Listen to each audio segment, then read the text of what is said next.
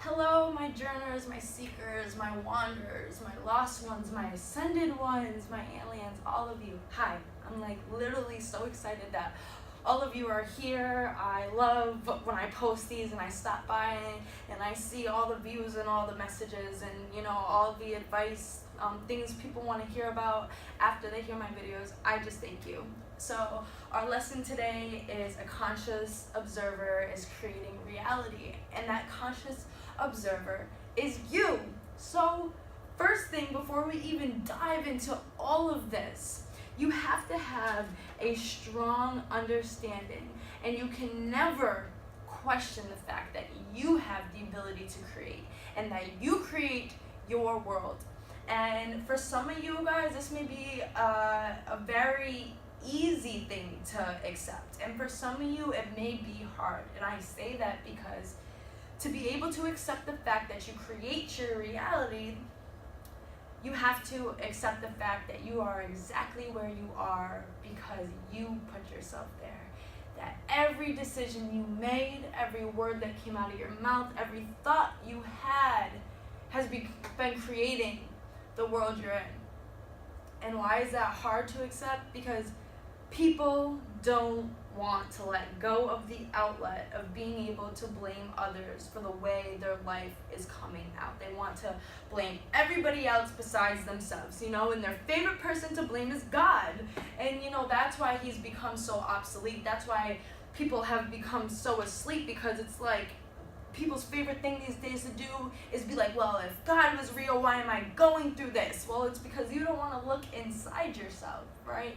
So I don't want to get too much into religion and everything. I have different videos that are more in depth on the religious aspect, but we're going to keep this real open for everybody. So again, we're talking about a conscious observer is creating reality. So what does that mean? One, what you think about is what will become your reality, right? And you could be asking, well, I think about being rich all the time. Why am I not rich, right? Well, let's go back to it again. What you think becomes your reality, right? What you put more thought into. So let's see. You're saying that you've been thinking that you want to have more money, but it hasn't been coming. Why could that be? Have you also, at the same time, been dwelling on the reasons that you don't have money? Like saying things like, I have all this debt, or I'm never going to get out of these circumstances, or why is it that one thing happens and another thing happens? I'm always going to be stuck. I'm never going to get ahead, right? Those are usually the thoughts we have, right? It's the duality of it. It's the duality of having money, right? Because why do most people want money? Because they feel like it can bring happiness. They feel like money will have all the answers, right? So the duality of that is not having anything at all, never being able to progress, never being able to have everything that you want. This is the problem with having money being your God, having it being your goal, because the duality of it is just so intense, right? And it's very hard to get off those thoughts when you're in that condition. Well, how do you get off those thoughts? Except the fact that you're where you are because of the thoughts that you're having, right? So every time one of those thoughts comes in, like, oh, this bad stuff keeps happening, I'm never going to get ahead, I have to pay for this, stop yourself. Be like, no, that's not true. I create my reality. I know that I'm going to take care of this and something better is going to happen next time, right? So when you plant a seed, you can't expect to go outside the next day and be a plant there. You have to go through it. You have to let it evolve into something better, right? So two, you have to visualize. You have to be able to visualize. Why? Because you're in your situation, you're living it out, right? So people will say it's so hard. It's like, it's easier said than done. Yeah, you can say for me to, not think about those things, but what happens when I'm living it? What happens to my everyday life? I feel you. Trust me. These are all thoughts I've had. This is why I'm here teaching and experiencing with you guys. This is why you have to visualize. You have to be able to step outside of the world that you're living in right now and be able to visualize the world that you want to be in. You have to visualize the person that you want to jump to, right? Ever heard of fake it till you make it? Yeah, it's exactly that. I've noticed so much people talk down on other people who talk about their future a lot, who talk about things that they don't even have yet. They'll be like, why are they talking about that? They're never going to get it. They're never going to have it. And, I know other people hear it, and it may make you feel like you shouldn't be thinking that way. Wrong. Don't listen to those people. Don't listen to negative things like that. If what you're doing is moving you and making you happy, like if somebody's coming in, just coming to knock down your whole parade, you really need to question that person, not yourself. You need to see what they're going through. And if not, if you didn't want to get into all that, then just stay away from it, right? So, one, you become what you think. So you have to visualize it. So you can convince yourself what you're thinking is truth. If you can visualize yourself in a state of certainty and comfortability and abundance, it will come. It will come, right? The third thing is faith. Now, the first thing before I dive into faith, you have to understand why you want what you want in the first place, right? Because what is my motto, guys? You have to be happy first without everything you thought you needed in order to be truly happy, right? So why is it that you want this certain thing, right? So say it's a car. Like, why do you want a car? If you want it for the right reasons, it's going to be easy to visualize it because your higher self, what's inside of you, is going to believe it. They're going to accept it too, right? So if you say you want a car, so make sure your intentions back it. Say you need a car so that you can get to work, so that you can support yourself and your family. And in doing that, you can find happiness because you're helping your family, right? Don't say that you need a car so oh yeah, like I need a car. I need a car. And because not having a car is not working. That's not really a reason to need a car. That's not having a true intention to hold on behind that. How do you have faith in that? How do you have faith in something that you don't have, right? If you're looking at it from that viewpoint, if you're looking at it from I need a car because I don't have one, that's very hard to hold on to. But if you can look at it through something you can grasp onto, I need this car so I can take care of myself and my family, so I can put food on the table, so I can get to where I need to go, so that everything continues to circle at an equilibrium. The universe is going to be all for that, and that's going to be something you can attach to and hold faith to, right? Now you're asking for something out of selflessness, because it's not just for you, it's for all the things that you can do in having that, right? So again, you have to understand, while you're in this faith, once you create this faith, once you can understand the first concept, once you can visualize it and then have faith in it, right? Then you're going to start to see it. You're going to start to see the shifts. And this is the key. This is the biggest thing. Once you start to see that shift, you have to stay focused on that shift and don't get distracted. Even if something bad happens, it's just a test to see if you can stay focused on all of the things that are happening for you. It's a test to see if, even when you're given everything you want, can you stay appreciative? Are you going to fall back into that lack, right? As the car is brewing, things could be happening, but if you can see the fact that it's coming, right, more things are going to start to come to you. Because the more faith you put into it, the more it comes to you. But every time you go backwards, you're questioning faith. Just like you and everybody else, faith doesn't like to be questioned. Source is jealous. It doesn't like to be questioned. So anytime you go back this way, right, you're distancing yourself from what you want. So visualize it like this, right? So this is everything you don't want, this is the middle, and this is everything you do want. Now imagine these as vortexes of energy. They're just spinning, right? When you're in the middle, anything can fall in. When you're over here on the bad side, it will suck you in, right? That's the time that you notice a whole bunch of bad things start happening, because you're so close to this vortex that's all you can be. You're consumed by it, right? But remember duality. If there's this vortex, there's another vortex, right? So you come over here, and you can get pulled right into this one just as well. And you start to realize, okay, all of these things happening for me.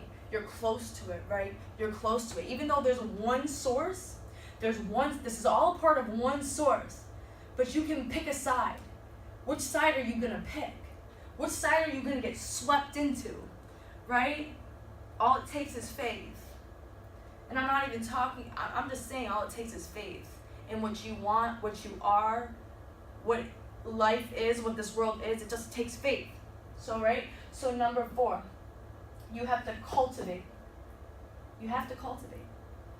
So as these things are coming in, you have to be able to weed out what's for you and what's not for you, right?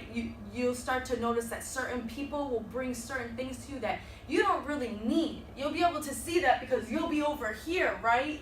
And anytime they're around or that situation is around, you'll start to feel yourself going like this, and you're like, why? I don't want to go over here. I don't want to go over here. So you need to leave those things alone, right? The longer and the more time you spend in that positive vortex, the easier you'll be able to distinguish what is and what is not for you. You'll start to learn all the things that live here, all the things that you like here, right? And then it will help you see what lives over here. It's the duality. If it's not here, it's got to be over here. So then you can decipher what's for you and what's not for you, right? So you cultivate. You cultivate this garden inside you. It's having awareness inside you. It's being able to think for yourself, right? And number 5, you take action. So all of these things are happening, right? While all these things are happening, you have to take action. You have to keep wanting to be better. You have to keep wanting to educate yourself, right? So how do we do this? You go inside of yourself. There's a garden there. It's the place you create. It's your heart center. You create from emotion. There's a lesson in this about my self-love video. You create from emotion, right? So because of that, you have this garden inside you. I love to use it as an example, right?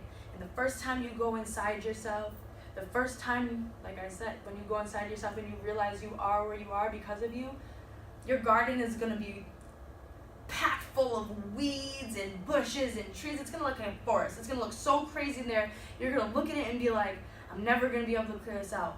Wrong. Yes, you are. Yes, you are. Yes, you are.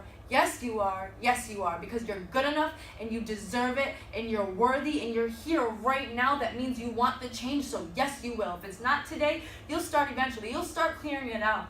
Whether the universe forces you to or you're just ready to do it yourself. Right? So how do we look at this? The mind is our soil. We need to fertilize our mind. We need to educate it so we know, so we can tell the difference. We need to educate our mind about ourselves, this universe, and what's higher in power. Second, your seed is your thoughts. You plant these seeds inside of your mind, right? Literally, when you do it, close your eyes and imagine your seed and put everything inside of it that you desire. And once you've cultivated and cleared your land out, you can put it in that soil. And know that the mind or your soil is going to fertilize it so it can grow because your mind is where it needs to be. It knows what it needs to know, right? And you already know a seed knows all of its blueprint. Once it's planted, it's going to be whatever that seed was intended to be. A tree will never grow up to be an orange. An orange will never sprout to be an avocado. The seed knows its blueprint. Third, your water is your action. So every time you act on that idea, that seed, you're watering it. You're watering. Every time you put good intention towards it, every time you make a step knowing it's going to open up a door so that thing that you want can elevate up too, it's watering it, guys. And lastly, your feeling is the sun. Your feeling, your heart center. Emotion means emotion. To put something in motion, when you're feeling, you're in motion. Your vibrations are going crazy. So that's the sun. But your feeling has to be true. It has to be based on good intentions. You don't want any fear. You don't want any idea of lack. You just want your sun to be pure light, right? Picture is that. Pure light. Your feeling is pure light. Your feeling can only be pure light to be the sun. So, next thing I'm going to jump into is the spiritual law of reaping and sowing, right? What does this mean? What you put inside the mind will grow into reality. Reaping and sowing. What you put into the mind will grow in reality, right? So I am going to hit the light.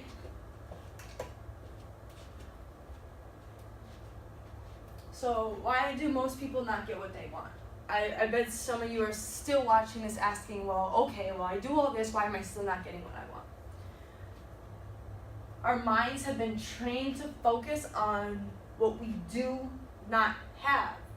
They've been trained to focus on lack, right? Think about it. All of the advertisements and all the posts, and every time something new comes out, you feel like it's obsolete in the next freaking day. Like 24 hours goes by, it's like freaking iPhone 24 is out. It's crazy. It's really crazy. And then on top of it, right, you need the thing. And then they set the price on it. So now you, on top of you feeling like you don't have the thing, you feel like you don't have the money to get the thing. And what does that do? It makes you feel like you're not good enough, like your status is not somewhere, right? Because you see other people who have all these things and you're like, well, they must be better than me, or they must be higher. You see where all this goes? You see, it's all connected. Everything's connected, right? We know this. We know this. That's in another video. That's one of my Matrix videos. So this creates fear. It creates fear because one, we fear that we'll never have it, or we're in fear of what's to come, right? It sucks, but like, it's terrible. So it's like, after that, it's like pretty much praying for what we don't want, right? Because there's only one source, right? And source assumes that everybody believes in it, and that everybody is over on this side of it. It assumes that. So when you speak, it does not know no. It does not know present or past tense. It does not know negations, right? So if you're sitting here like, I want no debt, all it's hearing is the word debt. All you're putting out is the vibration of the word debt, and you're attracting it, right? So how do you look at this? Instead of thinking, I want no debt, you have to think, I want to make sure that I put everything correctly in my life so it can have a balance, so that I can do the things that I want to do financially. You see? There's a difference. It's like talking to yourself. Literally, you're talking to yourself. You're calming yourself down, right? It's like you want everybody, you're so worried about everybody being there for you and paying attention, nobody caring about you, but are you even caring about yourself? So since there's a duality, if our mind has been trained to focus on what we lack, we can train it to focus on the abundance and things that are coming, and focus it to see signs and miracles. If that creates fear, what will changing the way we create or think create? Positivity, abundance, certainty. And now we'll be praying for what we actually want, right? So, last, the mind is what is between you and the world. I can't even read this, so give me a second.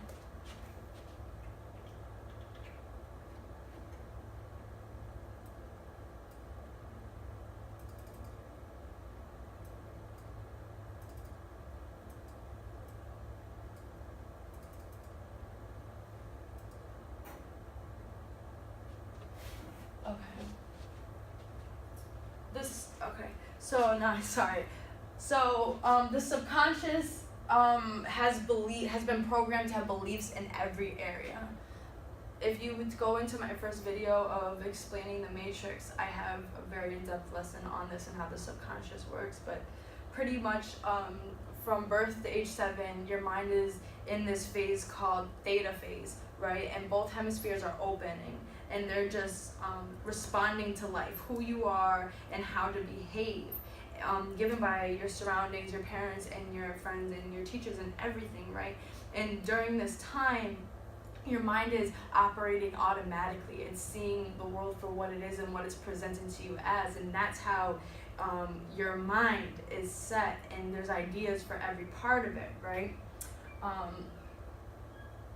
So once your subconscious mind is set, it's going to do everything it can to keep you in its boundaries, because the subconscious mind thinks it knows everything because it's all it knows. That's kind of annoying, I know. So it's going to do everything it can to keep you in its boundaries, and anytime it sees you stepping out, it's going to try to pull you back in because it's trying to keep you safe. It thinks that the world it's created for you and how it has you acting is safe. It thinks it's doing what's best for you, right?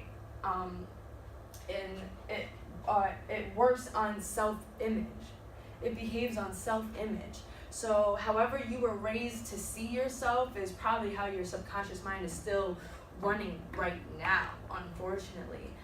So the biggest thing, it's very hard, I know, and it's very easy to say and do all these things, but you guys have to do the work of reprogramming your subconscious mind. You have to do it. Like I said, there's a video on this and explaining the matrix mind on my YouTube channel, Ariel's Light. So I'm not gonna go into that right now, but if you guys have anything that you want me to talk about in particular, I am gonna get another video out here on reprogramming the subconscious mind that's more direct to just that, like probably like a 20-30 minute video.